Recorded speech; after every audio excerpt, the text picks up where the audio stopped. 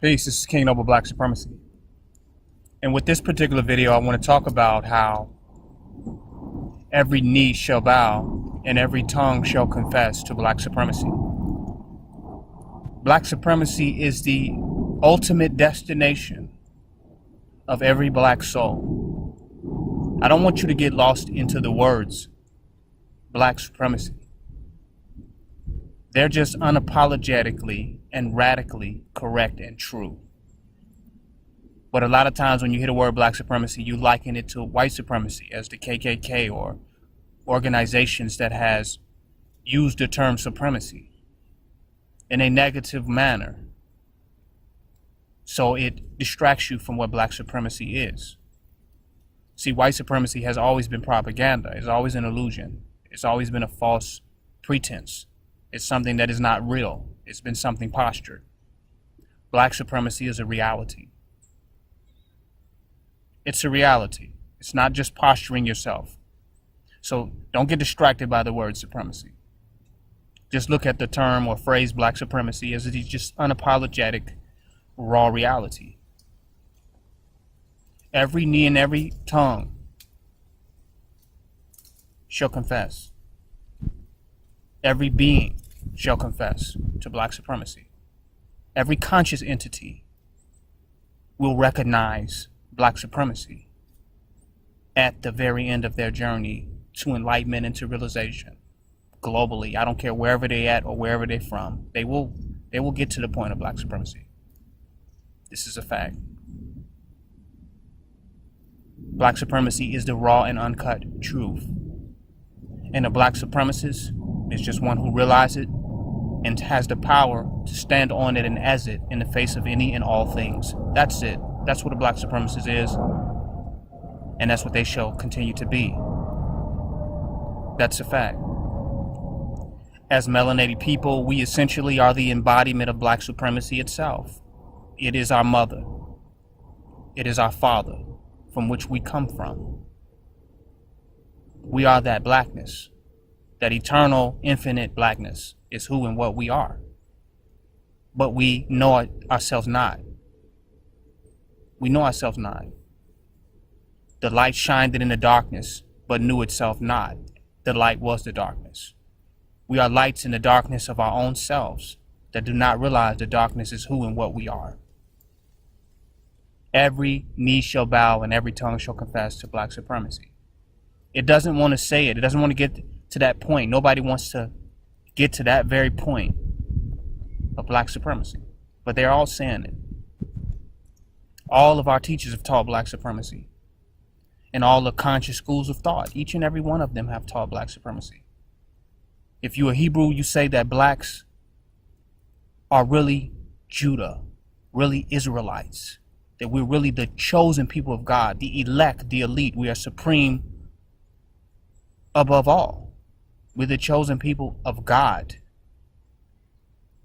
We're backed by the supreme being, the supreme forces of the universe. God, we're backed by that. So we're exalted above everyone else. You're saying black supremacy. You might say, oh, we're not black, we're Hebrew Israelites, whatever. But when you're talking about that which is considered to be the black man is the Hebrew Israelites. And that which is considered to be the white Messiah really is a black Messiah, i.e. Hebrew Israelite. So you're talking about the melanated people. Let's not play with semantics. You're talking about a kind of a black supremacy.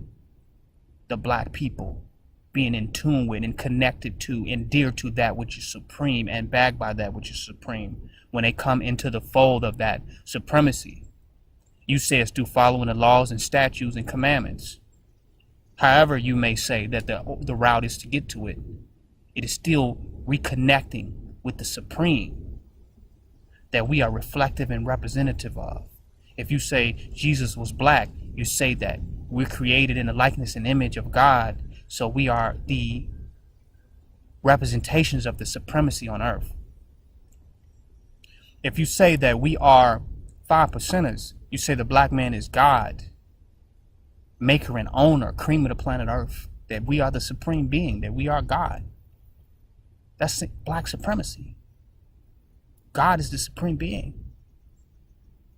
Perfection. So the 5%ers are saying black supremacy. We're God. We're supreme. The black people are supreme. That's a fact.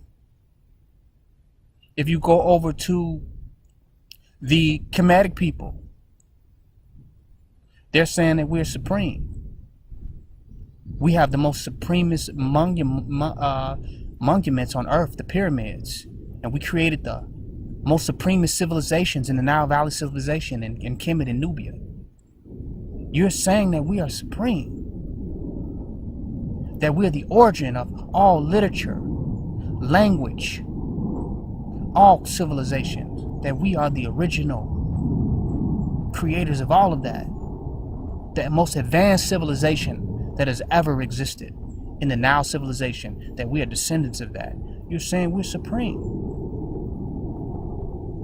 You talk about us having melanin and melanin being dominant and white people lacking melanin and being recessive. You're saying we are genetically supreme over Caucasians. You're still talking about black supremacy. That's basically what you're saying. We're supreme over all civilizations, culturally supreme, genetically supreme. This is what you're teaching in the conscious community. This is what your historians and scholars are teaching. The Nation of Islam talking about the same thing as what the 5% teachings came from. The black man being God. That we're supreme. The people of God still saying that we are gods. And that we're trying to achieve our supreme state through the teachings of the Honorable Elijah Muhammad. You're still talking about black supremacy. Then they talking about the white man being the devil and the black man being God. We're supreme over them. The original people, the supreme. Then you talk about the Nuwabians. You say we're the Nugaru, the supreme race. We're descendants of the Elohim, the Anunnaki. That we are supreme prototypes of beings on this earth. This is what the Nuwabians are teaching, that we're still supreme. Supreme people. Every single doctrine is teaching black supremacy if you study it. They just don't want to reverence the embodiment of the totality of unapologetic black supremacy that King Noble Black Supremacy is bringing. They don't want to accept that. They're not ready to step fully into that and say black supremacy. Well, I don't want to say that. It sounds racist. I don't want to use those words. But you use the word supreme and you use the word black, especially if you're a 5%er. What you mean you don't want to say black supremacy? It's in the dictionary. It's English. We're speaking English. We're speaking the English language. Why would you not use words? Because some white man has used it. But you use everything else that the white man used.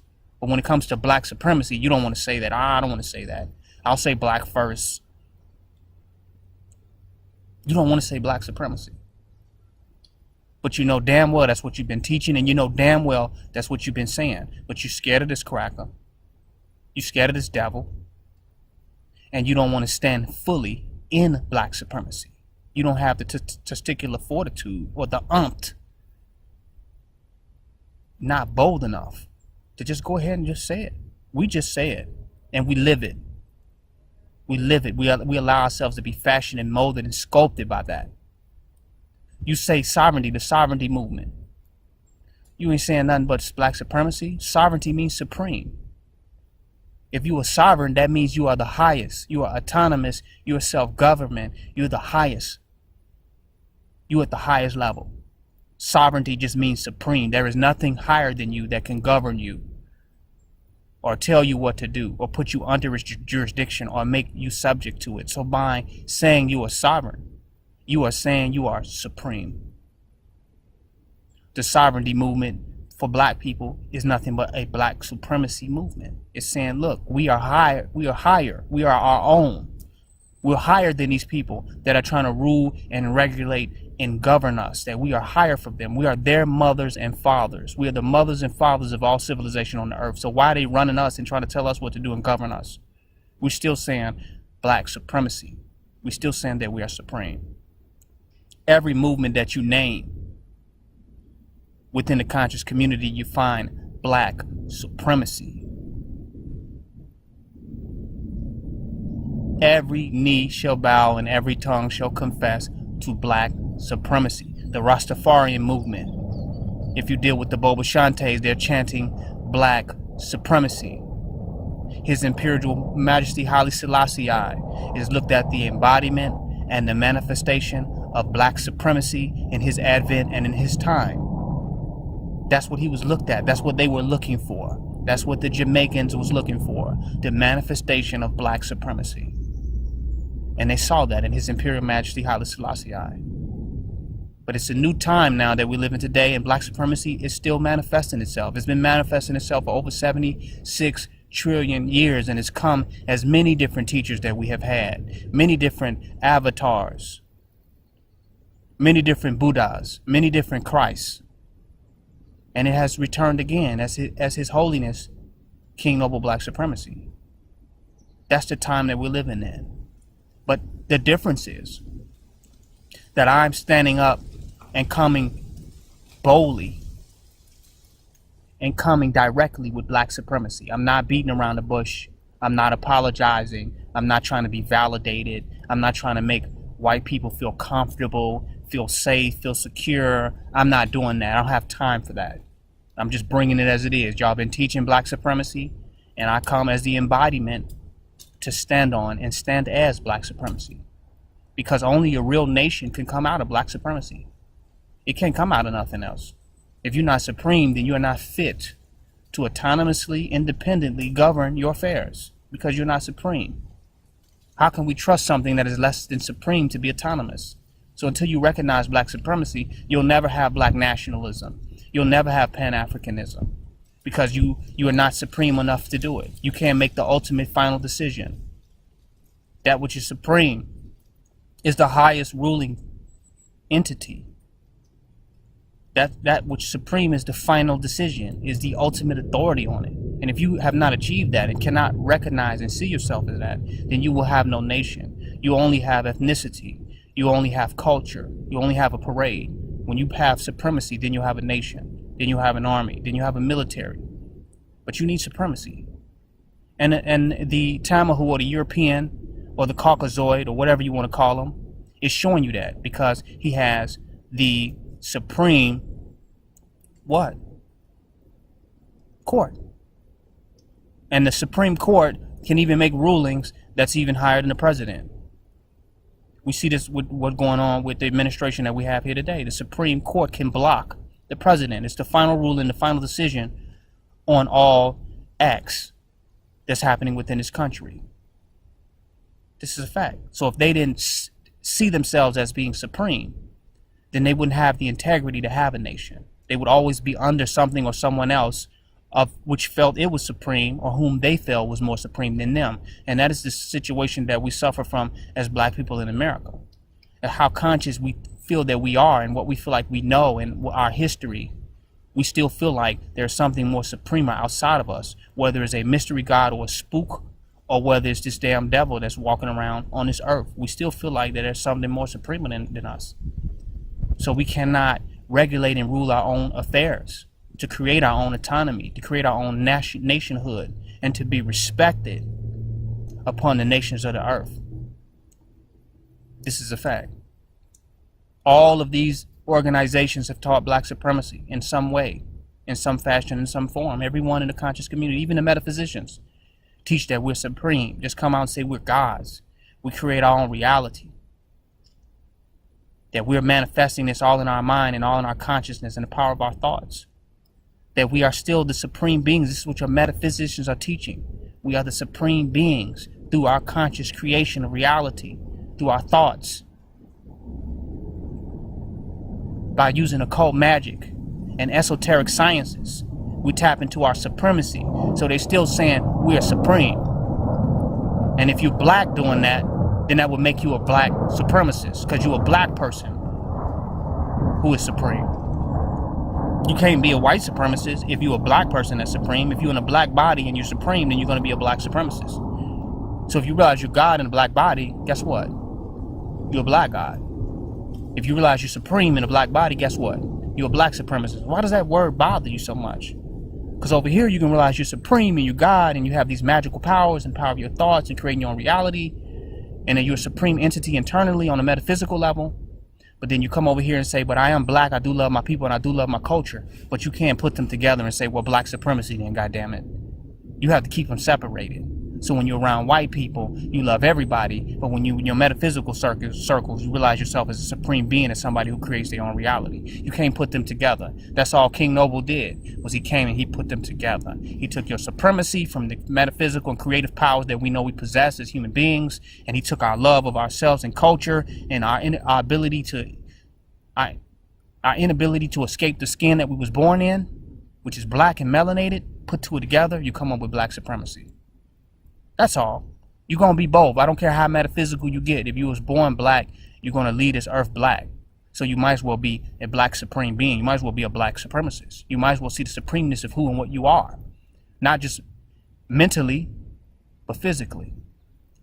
And some people say, well, what about white people? What about how that makes them feel? If I talk about black supremacy, then that's going to make white people feel a certain kind of way. Well, if you love yourself and who you are, it doesn't matter how it makes somebody else feel. If you coming into knowledge of self and the conscious of who you are, what the hell that has to do with how that makes somebody else feel? That don't even make sense. That's like mixing coonism. You trying to be a coon and be a spiritual master, be a metaphysical master at the same time. Coming into knowledge of yourself doesn't matter how somebody else feels. It just doesn't matter. How they feel is how they feel. Who you are is who you are. What your journey is what your journey is. So you shouldn't have no problem being a black supremacist. And if you have a problem with being a black supremacist, you have not reached the final stage of your awakening as a conscious entity. You have not reached the final stage of political consciousness. You have not reached the final stage of black self-love.